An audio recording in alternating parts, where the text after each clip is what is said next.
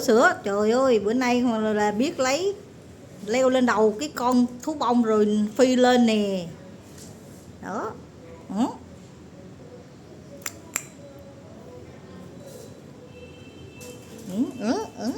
Chua, thấy chua. Đó, đòi ra. Ừ. Ừ. Thôi ở trong đó chơi đi nha. Mình đi đánh bóng bàn đây, ở nhà đi chơi đi nha.